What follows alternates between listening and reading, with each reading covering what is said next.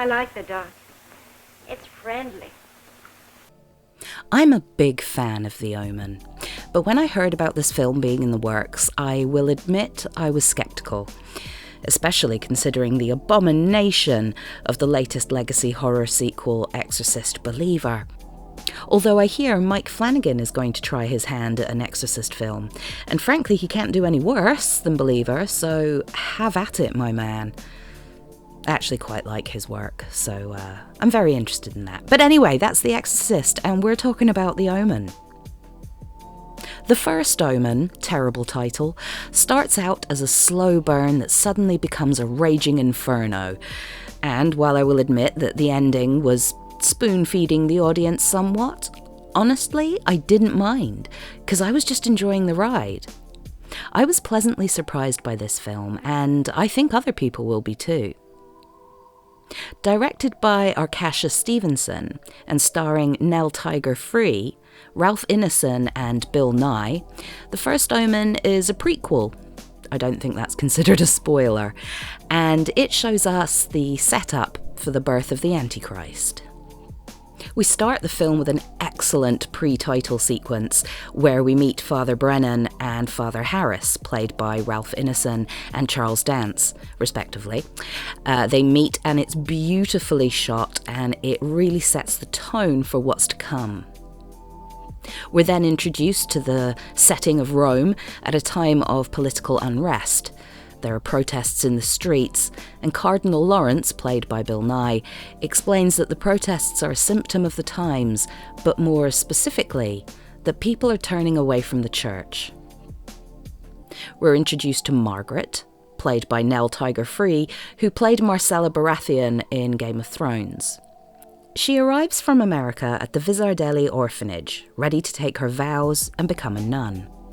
Her performance is really good, and as we follow her uncovering the dark conspiracy at play, we meet a whole cast of characters, all of whom have ambiguous motives, and there's a sense of unease that just permeates the film. The First Omen reminded me, actually, of the 2018 Suspiria remake, in terms of the visuals to a degree, but also the sound, and I really enjoyed that flavour. Something else I wanted to highlight is a scene that's late in the film that is quite clearly a homage to Possession, which I wasn't expecting and I loved. That's another film you should be checking out if you haven't seen it already. There was a lot more gore and body horror than I was expecting, which I liked. And yes, there are some lazy jump scares. But the film has a great creepy atmosphere, and there's at least one good scare in there that makes up for all the more obvious ones.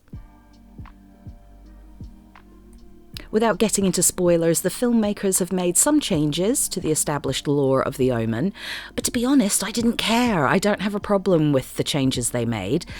And in particular, let's just say, in this film, Born of a Jackal makes more logistical sense. And of course, this wouldn't be one of my videos if I didn't take a second to cram some feminism in your face. Maybe I'm not done raging against the machine!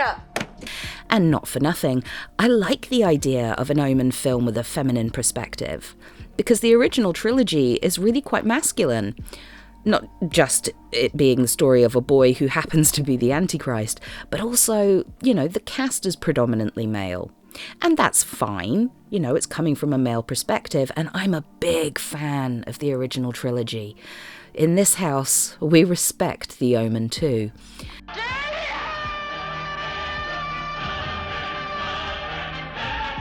And there's nothing wrong with masculine-coded films. But it makes sense to come at things from a feminine perspective in this new addition to the franchise.